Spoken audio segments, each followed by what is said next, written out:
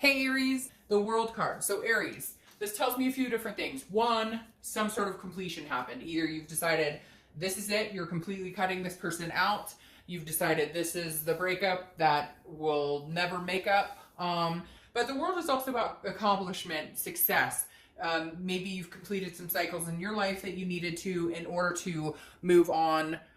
Just in general, not even pertaining to this other person. It could just be you've gotten yourself to a better place, and if this person does come around, you'll know what's acceptable, what's not acceptable, and even if it's something that you're interested in, even entertaining again. So some sort of accomplishments here. Maybe you're just finally at that point where, you know, this person is not on your mind anymore, or they're not, you know, in your daily thoughts, but you still, it doesn't mean there isn't a connection. It doesn't mean there isn't some sort of feeling there. It's just, maybe you're starting to feel like you belong in your life again. Does that make sense? Because this card is a fulfilling card. It's belonging again. Now, it may be that this person has reached out to you and you guys are talking and you're feeling like, you know, excited about it. Because the World card can go several different ways, but it generally speaks of some sort of completion or belonging or accomplishment. Okay, the first card you have is your current position coming into the month. This is interesting. So you have the Eight of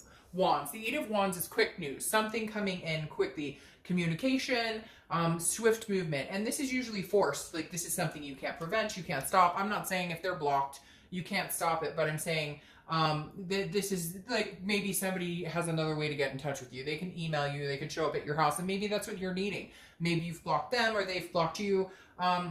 But this is some sort of communication swift coming in. Now, this could be communication from somebody from afar. This could be, you know, like a family member or somebody you haven't heard from in a long time as well. But I do feel like, Aries, this person is in the vicinity of wanting to reach out to you and coming sooner than later, which I'm not sure if you are thinking that's a good thing or a bad thing, because with the World card, that makes me feel like some of you are ahead of the game, where you're like, all right, I finally feel like I'm belonging in my own life again. I feel like I'm rejuvenated, like I've gotten over the different emotions that come with the breakup, and now you're like, shit, they're coming back. And I feel like some of you can feel it and know it as well.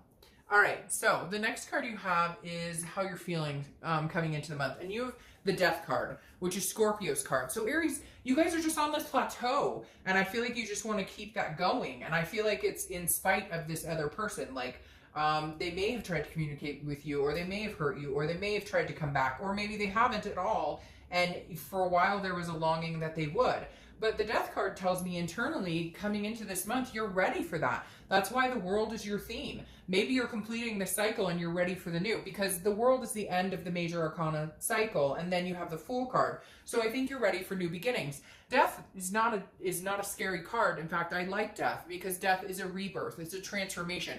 It's changes. It's big changes. It's internal, it's external, and all of the above. So Aries, you're in this plateau of, you know, maybe this is you saying, take a hike. Maybe they came in quick. Maybe they're coming in saying, hey. Now, I could say, maybe they're coming into communication and you guys are trying to give it another chance. Maybe on the flip side, we haven't gotten to the rest of the cards, but on the flip side, I could say, well, with the Death card coming in and rebirth being a part of it, this could be where you guys are picking up a new cycle. You've ended an old cycle and you've decided, hey, we will give it a new chance. But Aries, I'm going to be completely frank, I feel like this is your energy. I feel like your energy is, you're plateauing. You're coming to a bigger, higher vibration of yourself. The next card you have is your distant past. So over the past, you know, 5-10 years, this is a long time ago.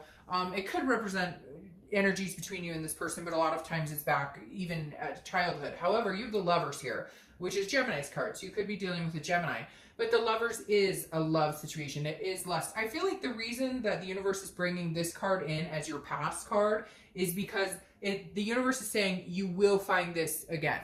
You will find this again. And I really do feel like I said with these other two cards here, there's a greatness building inside of you. Like you're at this precipice of, I'm ready to be me. I'm ready to be my highest self. I'm ready to complete any cycle of toxicity or anything that's brought me down that doesn't make me feel good, because I know from past experiences, I will find something again. I will find that love again. I will find that duality again. This isn't the end all be all, But if I continued on the path I was going with this person, or the worry or thinking about them or vice versa, it was going to continue to bring you down. And I think you're climbing upwards. The next card you have is your immediate past. So over the past 2 weeks, past month or so. So paying attention to the signs, are you Aries? Because the High Priestess is, it's like this game of chess, right? But you're not always in control. So somebody else is guiding the way. The High Priestess I love here because this says, look, the universe has your back. There is something bigger at play here that you don't have any control over. It's a spirituality. It's a holiness. And this is consciously or subconscious. This is, you know, maybe you wanted this person at one point, or maybe you were thinking about them a lot, or they've been thinking about you and you thought for sure you guys would give it another chance or whatnot. But the High Priestess is saying, but really, Aries? Because some of your subconscious is reading into the opposite, wanting something bigger and better, and knowing that this person may not be able to fulfill this goal with you or this partnership with you in a healthy direction that you want to go. The next card you have is your distant future. So over the next few months, and you have the Magician. So this is perfect because you have the World here, which is the completion, the end of the cycle. The Magician is right after the beginning. You have the Fool, which comes first, and then the Magician. The Magician means at this point, Aries, with the buildup of your intensity, of how you're feeling, of making sure you're aligning in several different ways, making sure you're being the best person you can be, really just feeling this uplift, especially after the retrograde ends. I think you're going to start seeing major progressions of, this may not be the situation I want. For some of you it is, and maybe you can come back to this. But the Magician is manifesting what you want. The Magician has the ability, this is somebody who's very versatile. This is somebody who has connections. This is somebody who really understands that they can go for and get what it is they want and what it is they deserve. So I feel like you have the upper hand here, Aries, because this is your time, like now, to make decisions that make you feel good, not based on any negative toxicity or things that you've may have been dealing with in the past. The next card you have is your next few weeks, so your immediate future, and this is throughout the month. And you have the Hanged Man here, so you could be dealing with Pisces, but the Hanged Man energy is sacrifice and wisdom to know when to sacrifice and wisdom to know when not to sacrifice, okay? And the Hanged Man is something that I think you're going to be treading with this month. This will also go along with your theme, because if it feels good and it's fulfilling and you feel like you belong and you feel like it's something that's that goes along with this, you know, high vibration you're trying to create, then you will sacrifice for it and you will do what you want to do to make that happen, and you do what you need to do. But the Hanged Man also has the wisdom to know when it starts to not feel good or when it starts to feel toxic. This person could be coming back in and telling you, I want to rebirth with you. I want to change. I want to transform. But you've been making some changes. And when you've made those changes and you've started to realize things about yourself and your wants and your needs and what you're looking for in a partner or just your future in general, maybe this person has graduated out of that. Does that make sense? The next card you have is anything tangible that's going to come throughout the month.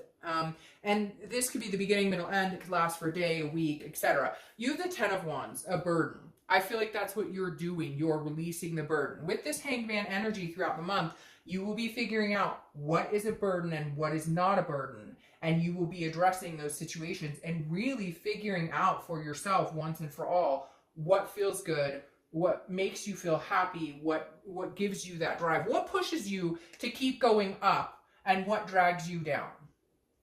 This is also a completion card, by the way. So I really feel like even if this person comes in and you guys hope for a change, I feel like you're at a point where you want to complete the cycle. But yeah, okay, because the next card you have is how you're feeling throughout the month. This is the Knight of Swords, is somebody who is hostile, somebody who is, I am going to tell you exactly how I feel. You're going to listen to me and shut up, basically. Like, I don't give a fuck if you want to hear it or not, but you're going to hear it. And I feel like hopefully this just lasts a little bit this month, which I feel like it is, because your themes and stuff are showing a more graceful, but this is you like letting the cat out of the bag. This is you saying, oh yeah, you want to come back in?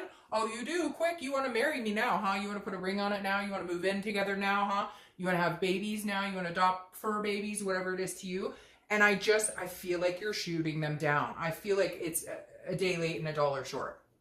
The next, because this night, they are not afraid to hold back. This person is confrontational and says exactly what they feel. I feel like some of you are probably watching this going, oh, have him or her contact me, see what I've got to say.